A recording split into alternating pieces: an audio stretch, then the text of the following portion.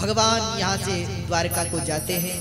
तत्पश्चात कुछ समय बाद उत्तरा के जिस गर्भ की भगवान ने रक्षा की थी, उत्तरा के गर्भ से श्री परीक्षित महाराज का जन्म हुआ।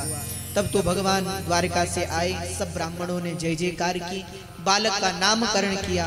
तस्मान नामना विष्णुरात इति लोके बृहश्रवा भविष्यति न संदेहो महाभागवतो महान। यहाँ सब ब्राह्मणों ने मिलकर के परीक्षित महाराज का नामकरण संस्कार किया। ब्राह्मणों ने कहा, बोले तस्मान नामना विष्णुराज, इस बालक की रक्षा भगवान विष्णु ने की है, इसलिए इस बालक का नाम होगा विष्णुराज। बचपन में ही सबकी परीक्षा ले लेगा, इसलिए लोग इस बालक को परीक्षित भी कहकर बुलाएंगे। बोले परीक्षित जी महाराज की जय। यहाँ परीक्षित जी के प्रागट्य की कथा है। ब्राह्मणों ने भविष्य कथन किया, बोले राम जी जैसा मर्यादा पुरुषोत्तम होगा, शिवी जैसा शरणागत वत्सल होगा, इक्ष्वाकु जैसा राजा होगा, बड़ा रंतिदेव जैसा धर्मात्मा होगा, हरिश्चंद्र जैसा सत्यवादी होगा। ऐसा सब ब्राह्मणों ने मिलकर के भविष्य कथन किया। समय बीता, कुछ समय पश्चात भगवान द्वारका को वापस जाते हैं। यहाँ भगवान ने अपनी लीला को संवरण करके भगवान अपने धाम की ओर चल पड़े। तब पांडवों ने भी हस्तिनापुर का परित्याग कर दिया और स्वर्गारोहण की ओर जाने लगे। तत्पश्चात अब शासन काल आया परीक्षित महाराज का। श्री परीक्षित महाराज शासन करने लगे, राज्य करने लगे। परीक्षित जी का राज्य बड़ा सुंदर है। परीक्षित जी के राज्य में काले वर्षतु पर्जन्यो पृथ्वी सस्यशालिनी देशोऽयं शोभरहितो ब्राह्मणा सन्तु निर्भयः। श्री परीक्षित महाराज का बड़ा सुंदर राज्य है।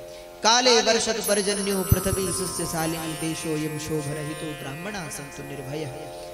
समय से बरखा बरसती है, समय से खूब फसल होती है, कहीं किसी की अकाल मृत्यु नहीं होती। ऐसा परीक्षित महाराज का राज्य है। चारों ओर धर्म ही धर्म है, अधर्म का कहीं नाम भी नहीं है। बड़ा सुंदर राज्य है। एक दिन परीक्षित महाराज चल पड़े पृथ्वी का भ्रमण करने के लिए, विश्व विजयी करने के लिए। तभी राजा परीक्षित ने की दृष्टि एक जगह पड़ी। कहते हैं तत्र गो मिथुनम राजा हन्यमान मनाथवत और दंड हस्तम च वृषलम ददृशे पलांछन। श्री परीक्षित महाराज ने क्या देखा? बोले एक पुरुष, उसके हाथ में एक डंडा है, उसके सामने पर एक गाय है और एक बैल है। वो उस डंडे से उस बैल को मार रहा है और मार मार कर उसने उस बैल के 3 चरण तोड़ दिए। उस बैल वह वृषभ एक चरण पर खड़ा है और उसके पैरों से रक्त की धारा बह रही है। उस गाय को बार बार पैर से मार रहा है। जैसे ही राजा ने देखा, बड़ा क्रोध आया परीक्षित महाराज को। हाथ में तलवार उठा ली, उसको मारने के लिए दौड़ पड़े। पूछा कौन है जो मेरे शासन में इस प्रकार गौ माता को पीड़ित कर रहा है? तब तो उसने अपना परिचय देते हुए कहा, बोले महाराज मैं कलयुग हूं। ये गाय और ये बैल कौन है? बोले ये गाय स्वयं पृथ्वी है और ये बैल स्वयं धर्म है। धर्म के भी 4 चरण हैं, सत्य, पवित्रता, तप और दान। परंतु जब कलयुग आया तो सत्य गई, पवित्रता गई और तप गया। केवल दान नाम के चरण पर धर्म खड़ा है। राजा परीक्षित ने कलयुग से कहा, कलयुग तुम मेरे राज्य से चले जाओ। कलयुग ने कहा, महाराज पहले सतयुग ने शासन किया, फिर त्रेता ने शासन किया, फिर द्वापर ने शासन किया, अब शासन करने की बारी मेरी है।